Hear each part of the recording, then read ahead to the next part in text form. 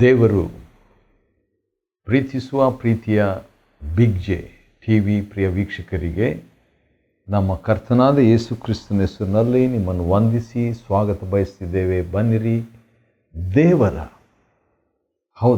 ದೇವರ ವಾಕ್ಯವನ್ನು ಒಟ್ಟಾಗಿ ನಾವು ಅಧ್ಯಯನ ಮಾಡಿಕೊಳ್ಳೋಣ. ದೇವರ ವಾಕ್ಯವನ್ನು ಯಾಕೆ ನಾವು ಅಧ್ಯಯನ ಮಾಡಿಕೊಳ್ಬೇಕು ಎಂಬುದಕ್ಕೆ ಒಂದು ಕಾರಣ ನಾನು ಪ್ರಕಟಣೆ 1ನೇ ಅಧ್ಯಾಯ 3ನೇ ವಚನದಿಂದ ಕೊಡಬಯಸ್ತೇನೆ. ಪ್ರಕಟಣೆ 1ನೇ ಅಧ್ಯಾಯ 3ನೇ ವಚನದಲ್ಲಿ ಒಂದು ಮಾತಿದೆ, ಅದು ಭಾಳ ಚೆನ್ನಾಗಿದೆ. ಅದು ಏನಂದರೆ, ದೇವರ ವಾಕ್ಯವನ್ನು ಓದುವವರಿಗೂ ದೇವರ ವಾಕ್ಯವನ್ನು ಕೇಳುವವರಿಗೂ, ಹೌದು, ದೇವರ ವಾಕ್ಯವನ್ನು ಕೈಕೊಂಡು ನಡೆಯುವವರಿಗೂ ಒಂದು ವಿಶೇಷವಾದ ಆಶೀರ್ವಾದ, ಸ್ಪೆಷಲ್ ಬ್ಲೆಸ್ಸಿಂಗ್.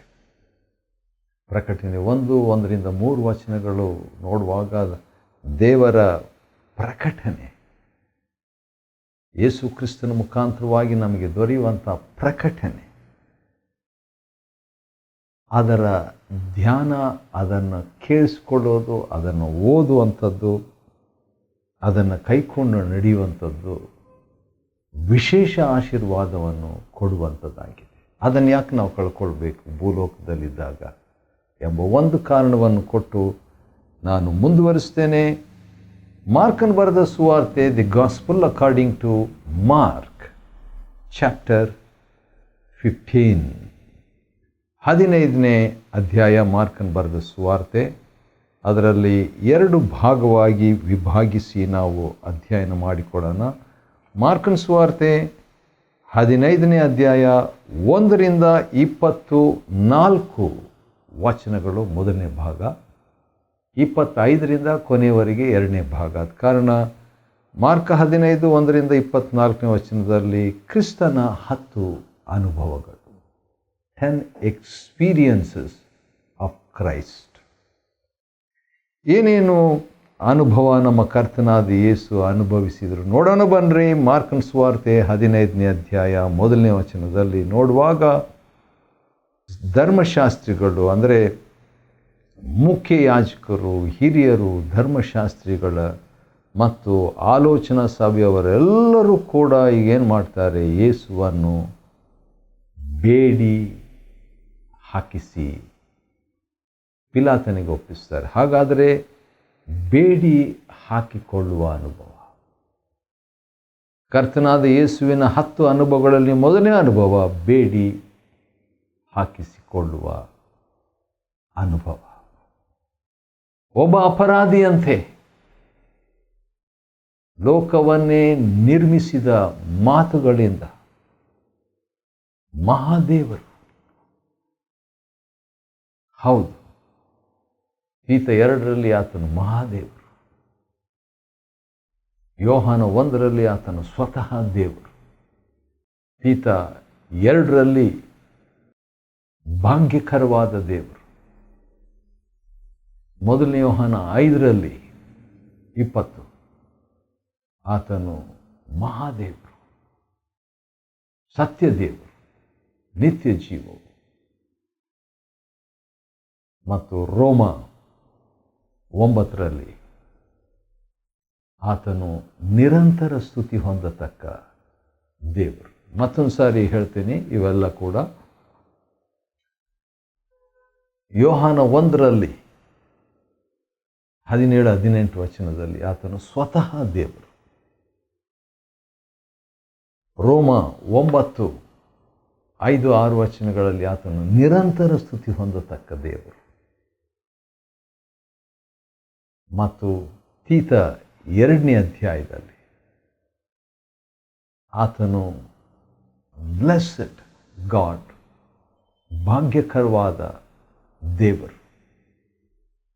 ಒಂದು ಭಾಷಾಂತರದಲ್ಲಿ ಹಾಗಿದೆ. ಮೊದಲನೇ ಯೋಹಾನ 5:20ರಲ್ಲಿ ಸತ್ಯ ದೇವರು, ನಿತ್ಯ ಜೀವ. ಮತ್ತು ಇಬ್ರಿಯ 1ರಲ್ಲಿ ಆತನು ಕರ್ತನು ದೇವರು ಆಗಿದ್ದಾನೆ. ಇಬ್ರಿಯ 1:8 ಮತ್ತು 10 ವಚನಗಳು. ಅಂಥ ದೇವರು ಬೇಡಿ ಹಾಕಿಸಿ ಕೊಂಡ ಅನುಭವ. ಸರಿ, ಎರಡನೇ ಅನುಭವ 5ನೇ ವಚನ, ಮಾರ್ಕನ ಸುವಾರ್ತೆ 15 ಮತ್ತು 2ನೇ ವಚನದಲ್ಲಿ ಮೌನ. ಕ್ರಿಸ್ತನ 10 ಅನುಭವಗಳಲ್ಲಿ ಮೊದಲನೇ ಅನುಭವ ಬೇಡಿ ಹಾಕಿಸ್ಕೊಳ್ಳುವಂಥದ್ದು, ಎರಡನೇದು ಯೇಸು ಉತ್ತರ ಕೊಡದೆ ಸುಮ್ಮನಿರುವ ಅಥವಾ ಮೌನದ ಒಂದು ಅನುಭವ. ಯಾಕಂದರೆ ಮುಖ್ಯ ಯಾಜಕರು ಯೇಸುವಿನ ಮೇಲೆ ಅನೇಕ ದೂರುಗಳನ್ನು ಹೇಳ್ತಾ ಇರುವಾಗ ಪಿಲಾತನು ನೀನೇನು ಉತ್ತರ ಕೊಡೋದಿಲ್ಲ ಅಂತ ಹೇಳಿದಾಗ ಸುಮ್ಮನೆ ಇರ್ತಾನೆ. ಯೇಸು ಹಂಗೆ ಮಾತಾಡಲ್ಲ. ಮೂರನೇದಾಗಿ 10ನೇ ವಚನ, ಮಾರ್ಕ 15:10ರಲ್ಲಿ ಯಾಜಕರು ಹೊಟ್ಟೆ ಕಿಚ್ಚಿನಿಂದ ಯೇಸುಸ್ವಾಮಿಯನ್ನು ಒಪ್ಪಿಸಿ ಕೊಟ್ಟಿದ್ದಾರೆ ಅಂತ ಒಬ್ಬ ಅವಿಶ್ವಾಸಿಗೆ, ಅಂದರೆ ಯೆಹೂದ್ಯನಲ್ಲದ ವ್ಯಕ್ತಿಗೆ ಗೊತ್ತಾಯಿತು. ಹಾಗಾದರೆ ಯೇಸುವಿನ ಮೂರನೇ ಅನುಭವ ಹೊಟ್ಟೆ ಕಿಚ್ಚಿನ, ಅಂದರೆ ಹೊಟ್ಟೆ ಕಿಚ್ಚು ಬೇರೆಯವರು ಪಡುವುದರ ಒಂದು ಅನುಭವ, ಹೊಟ್ಟೆ ಕಿಚ್ಚಿನ ಪರಿಣಾಮದ ಒಂದು ಅನುಭವ. 14ನೇ ವಚನದಲ್ಲಿ ಇನ್ನೊಂದು ಅನುಭವ ಯೇಸು ಸ್ವಾಮಿ ಹೊಂದಬೇಕಾಯ್ತು. ಅದು ಭಾಳ ಚೆನ್ನಾಗಿದೆ ಒಂದು ರೀತಿಯಿಂದ. ಆಗ ಪಿಲಾತನ ಅವರಿಗೆ ಆತನು ಯಾವ ಅಪರಾಧವನ್ನು ಮಾಡಿದನು. ಇನ್ನೊಂದು ಕಡೆ ಇದೇ ಪಿಲಾತನ ಹೇಳ್ತಾನೆ, ಆತನಲ್ಲಿ ಯಾವ ಅಪರಾಧ ನಾನು ನೋಡ್ತಾ ಇಲ್ಲ, ನನಗೆ ಕಾಣ್ತಾ ಇಲ್ಲ. ಹಾಗಾದರೆ ಈ ಅನುಭವ ಒಬ್ಬ ಅನ್ಯನು, ಒಬ್ಬ ಅಧಿಪತಿ, ಒಬ್ಬ ನ್ಯಾಯ ಆಡಳಿತಗಾರನು, ಇನ್ನೊಂದು ರೀತಿಯಿಂದ ಒಂದು ಜಡ್ಜ್ ಕೂಡ, ಒಬ್ಬ ನ್ಯಾಯಾಧಿಪತಿ ಯಾವ ಅಪರಾಧವನ್ನು ಕಾಣದಿರುವಂಥ ಒಂದು ಸಾಕ್ಷಿ ನಮ್ಮ ಕರ್ತನಾದ ಯೇಸು ಕ್ರಿಸ್ತನ ಒಂದು ಅನುಭವ ಆಗಿತ್ತು. 5ನೇದಾಗಿ 17ನೇ ವಚನ, ಮಾರ್ಕ 15:17ರಲ್ಲಿ ಅವರು ಯೇಸುವಿಗೆ ಕಡುಗೆಂಪು ಬಣ್ಣದ ಮೇಲಂಗಿಯನ್ನು ಹೊದಿಸಿದರು. ಆತನಿಗಿಷ್ಟ ಇಲ್ಲ, ಯಾವುದೋ ಒಂದು ವಸ್ತ್ರ ತಂದು ಹಾಕ್ತಾರೆ, ಅಂಥ ಅನುಭವ ಆತನಿಗಾಯಿತು. ಹೌದು, ಹಾಸ್ಯಕ್ಕಾಗಿ ಆ ಒಂದು ವಸ್ತ್ರ ಹಾಕಿರ್ಬೋದು. ಯಾಕಂದರೆ ಆ ದಿವಸಗಳಲ್ಲಿ ಕಡುಗೆಂಪು ಬಣ್ಣದ ಮೇಲಂಗಿ ಅರಸರು ಧರಿಸಿಕೊಳ್ತಿದ್ರು. ಆ ರೀತಿಯಾಗಿ ಹಾಕಿಬಿಟ್ಟು ಇನ್ನೊಂದು ಅನುಭವ ಕೂಡ ಆತನು ಮಾಡಿದ್ರು. ತಲೆ ಖಾಲಿಯಾಗಿದೆ ಅಲ್ವ, ಅದರಲ್ಲಿ ಏನಾದರೂ ಹಾಕಬೇಕಂತ ಮುಳ್ಳಿನ ಕಿರೀಟವನ್ನು ಹಣೆದು ಆತನ ತಲೆ ಮೇಲಿಟ್ಟು, ಇದು ಕಿರೀಟ, ಇದು ಹಾಸ್ಯಕ್ಕಾಗಿ, ತಮಾಷೆಗಾಗಿ. ಆದರೆ ಅದರಲ್ಲಿ ಕೂಡ ಅವರು ಮಾಡ್ತಾ ಇರುವಂಥದ್ರಲ್ಲಿ ಕೂಡ ಒಂದು ಅರ್ಥ ನಮಗೆ ಆತ್ಮಿಕವಾಗಿ ಅನ್ವಯವಾಗುವಂತೆ ಆಯಿತು. ಹೌದು, ಹಾಸ್ಯವನ್ನು ಧರಿಸಿಕೊಂಡನು, ಅವಮಾನವನ್ನು ನನಗಾಗಿ ಧರಿಸಿಕೊಂಡನು. ಹೌದು, ನನ್ನ ತಲೆಯಲ್ಲಿ ಅನೇಕ ಅನೇಕ ಅನೇಕ ಅನೇಕ ದುರಾಲೋಚನೆಗಳು, ಪಾಪಾಲೋಚನೆಗಳು, ಅವೆಲ್ಲಕ್ಕಾಗಿ ಮುಳ್ಳು, ರಕ್ತ, ನೋವು, ಚುಚ್ಚುವಿಕೆ ಆತನು ಧರಿಸಿಕೊಂಡು. ಮತ್ತು ಅದೇ ಸಂದರ್ಭದಲ್ಲಿ ಇನ್ನೊಂದು ಅನುಭವ, 7ನೇ ಅನುಭವವನ್ನು 19ನೇ ವಚನದಲ್ಲಿ ನೋಡ್ತೀವಿ. ಮಾರ್ಕನ ಬರೆದ ಸುವಾರ್ತೆ 15:19ರಲ್ಲಿ ಅವರು ಬೆತ್ತದಿಂದ ಯೇಸುವಿನ ತಲೆ ಮೇಲೆ ಹೊಡೆದು ಉಗುಳಿ ಮೊಣಕಾಲೂರಿ ಆತನಿಗೆ ನಮಸ್ಕಾರ ಮಾಡಿದರು. ಅಂದು ಅವರು ಹಾಸ್ಯ ಮಾಡೋದಕ್ಕಾಗಿ ಮೊಣಕಾಲೂರಿದರು. ಫಿಲಿಪ್ಪಿ 2ನೇ ಅಧ್ಯಾಯ ಒಂದು ದಿನ ಎಲ್ಲ ಮೊಣಕಾಲು ಆತನಿಗೆ ಅಡ್ಡ ಬಿದ್ದು, ಯೇಸುವೇ ಕ್ರಿಸ್ತನೆಂದು, Jesus Christ is the Lord, ಯೇಸು ಕ್ರಿಸ್ತನೇ ಕರ್ತನು ಒಡೆಯನೆಂದು ಪ್ರತಿಜ್ಞೆ, ಘೋಷಣೆ, ಅರಿಕೆ ಮಾಡುವಂಥದ್ದು ಇದೆ. 20ನೇ ವಚನ, ಮಾರ್ಕನ ಬರೆದ ಸುವಾರ್ತೆ 15:20ರಲ್ಲಿ ಆ ಕಡುಗೆಂಪು ಬಣ್ಣದ ಬಟ್ಟೆಯನ್ನು ಆತನಿಂದ ತೆಗೆದುಹಾಕಿ ಈಗ ಆತನ ಸ್ವಂತ ಬಟ್ಟೆಗಳನ್ನು ಆತನಿಗೆ ಉಡಿಸಿದರು. ಈ got back his own cloth, ಸ್ವಂತ ವಸ್ತ್ರ ಆತನಿಗೆ ಸಿಕ್ತು. ಹೌದು, ಒಂದು ದಿನ ಬರುತ್ತೆ, ಮಾನವನು ಕೊಡುವ ವಸ್ತ್ರ ಅಲ್ಲ, ತಾನಾಗಿ ತನ್ನ ಸ್ವಂತ ವಸ್ತ್ರ ಆತನು ಹೊಂದಿಕೊಳ್ಳುವಂಥ ಒಂದು ಅನುಭವ, ಚಿಹ್ನೆ, ಸೂಚನೆ, ಪ್ರವಾದನೆಯನ್ನು ಸೂಚಿಸುವಂಥದ್ದಾಗಿತ್ತು. ಯಾರ್ದೋ ವಸ್ತ್ರ ಅಲ್ಲ, ತನ್ನದೇ ಆದ ವಸ್ತ್ರ. 9ನೇದಾಗಿ, ಮಾರ್ಕನ ಬರೆದ ಸುವಾರ್ತೆ 15ನೇ ಅಧ್ಯಾಯದ 21ನೇ ವಚನದಲ್ಲಿ ಅಲೆಕ್ಸಾಂದ್ರ ಮತ್ತು ರೂಫಾ ಎಂಬುವವರ ತಂದೆ ಕುರೇನದ ಸಿಮೋನನು ಗ್ರಾಮದಿಂದ ಅಥವಾ ಹೊಲದಿಂದ ಹಾದು ಹೋಗ್ತಾ ಇದ್ದನು. ಅವನಿಗೆ ಆ ದೊಡ್ಡ ಗುಂಪನ್ನು ನೋಡಿ ಬಹುಶಃ ಗೊತ್ತಿರ್ಬೋದು, ಯೇಸು ಅಂತ ಒಬ್ಬ ವ್ಯಕ್ತಿನ ಇವತ್ತು ಶಿಲುಬೆಗೆ ಹಾಕ್ತಾರಂತ ಸಾಮಾನ್ಯವಾಗಿ ಹಳ್ಳಿಯಲ್ಲಿ ಒಬ್ರಿಗೊಬ್ಬರು ಮಾತಾಡ್ಕೊಂಡು ಗೊತ್ತಿತ್ತು, ಅಥವಾ ಗೊತ್ತಿಲ್ಲದೆ ಕೂಡ ಇದ್ದಿರ್ಬೋದು. ಒಟ್ಟು ಆ ದಾರಿಯಾಗಿ ಬರ್ತಾ ಇದ್ದಾನೆ. ಆ ದಾರಿಯಲ್ಲಿ ಬರ್ತಾ ಇದ್ದಾಗ ಅವನಿಗೆ ಸ್ವಲ್ಪ ಕೂಡ ಕ್ಲೂ ಇರಲಿಲ್ಲ, ಒಂದು ಸುಳಿವು ಕೂಡ ಇರಲಿಲ್ಲ. ಕರ್ತನಾದ ಯೇಸು ಕ್ರಿಸ್ತನ ಶಿಲುಬೆಯನ್ನು ತಾನು ಕೂಡ ಸ್ವಲ್ಪ ಹೊತ್ತು, 5 ನಿಮಿಷನೋ 10 ನಿಮಿಷನೋ 15 ನಿಮಿಷನೋ ನಮಗೆ ಗೊತ್ತಿಲ್ಲ, ಸ್ವಲ್ಪ ಸಮಯ ಹೊತ್ತು ಸಹಾಯ ಮಾಡುವ ಅವಕಾಶ. ಆ ಸೀಮೋನನು ಗ್ರಾಮದಿಂದ ಹಾದು ಹೋಗ್ತಿರುವಾಗ ಸೈನಿಕರು ಯೇಸುವಿನ ಶಿಲುಬೆಯನ್ನು